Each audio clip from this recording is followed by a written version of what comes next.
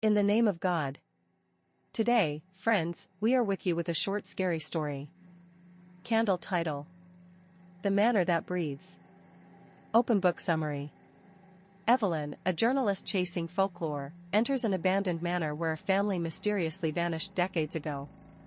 As she explores, the house begins to shift and trap her, filling the halls with children's laughter and impossible corridors.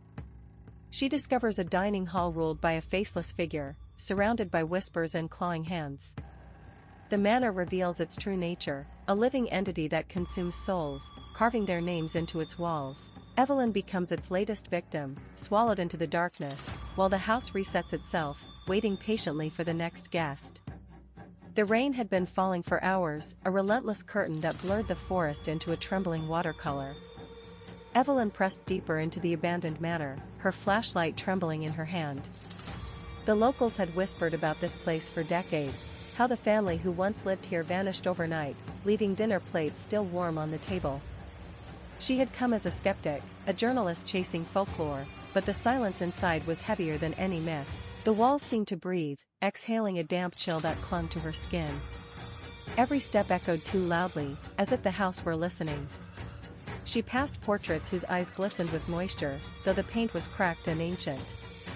The beam of her flashlight caught a staircase, its banister carved with symbols she didn't recognize, spirals, jagged lines, and something that looked disturbingly like a child's handprint burned into the wood. She climbed, each creak beneath her feet sounding like a warning. Upstairs, the hallway stretched impossibly long, lined with doors that seemed to multiply the farther she walked. She tried one handle, it resisted, then gave way with a sigh. Inside was a nursery, untouched by time, toys scattered, a mobile dangling above a crib, still swaying though no wind stirred. Evelyn's breath caught. The crib was empty, but the sheets were indented, as if something invisible lay there. A faint lullaby began to hum from nowhere, a tune she remembered from her own childhood though she had never been here before. Her flashlight flickered, and in that stuttering light she saw shadows crawling across the walls, not cast by her but moving of their own accord. She backed out, heart pounding, but the hallway had changed, doors now sealed, wallpaper peeling to reveal black veins pulsing underneath. The house was shifting, rearranging itself to trap her. She whispered to herself that it was impossible, that fear was making her hallucinate, but then she heard it, a child's giggle, sharp and close, right behind her ear.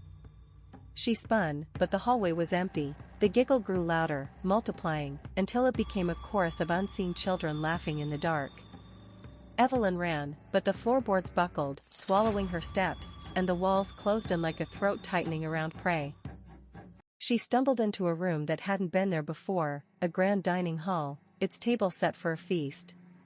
Candles burned though no one had lit them, their wax dripping onto plates piled high with rotten food. The smell was unbearable, sweet and rancid, yet she couldn't look away. At the head of the table sat a figure, cloaked in shadow, its face hidden beneath a veil of black gauze. It raised a skeletal hand and beckoned her forward. Evelyn's legs betrayed her, carrying her closer despite her mind screaming to flee. As she approached, the figure leaned back, and the gauze slipped to reveal a hollow void where a face should have been. From that void came a sound like 1,000 whispers layered together, speaking her name over and over. She clutched her ears, but the whispers burrowed inside her skull. The candles flared, and the portraits on the walls began to bleed, crimson streaks running down to the floor. The laughter of children returned, now distorted, echoing from beneath the table. She crouched, trembling, and saw dozens of small hands clawing up from the floorboards, pale and desperate, reaching for her ankles. She screamed and bolted, but the manor twisted again, corridors folding like paper, leading her back to the dining hall no matter which way she turned. The figure rose, impossibly tall, its body stretching until it scraped the ceiling. The whispers became a roar, commanding her to stay. Evelyn dropped her flashlight, its beam rolling across the floor to reveal the truth. The walls were covered in names, carved deep into the wood, and hers was already there, fresh and bleeding. She realized then that the house had been waiting for her, that every vanished soul had been swallowed into its living architecture.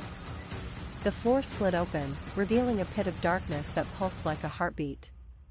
She tried to resist, clawing at the walls, but the unseen children dragged her down, their laughter now shrill screams. The last thing she saw before the pit consumed her was the figure leaning over, its faceless void stretching wide, swallowing the light. The manor fell silent once more, the rain outside easing into a gentle drizzle, as if nothing had happened. Yet in the nursery upstairs, the lullaby began again, and the crib sheets shifted, welcoming a new occupant. Evelyn's name glowed faintly on the wall, joining the others, as the house exhaled in satisfaction, ready to wait for its next guest.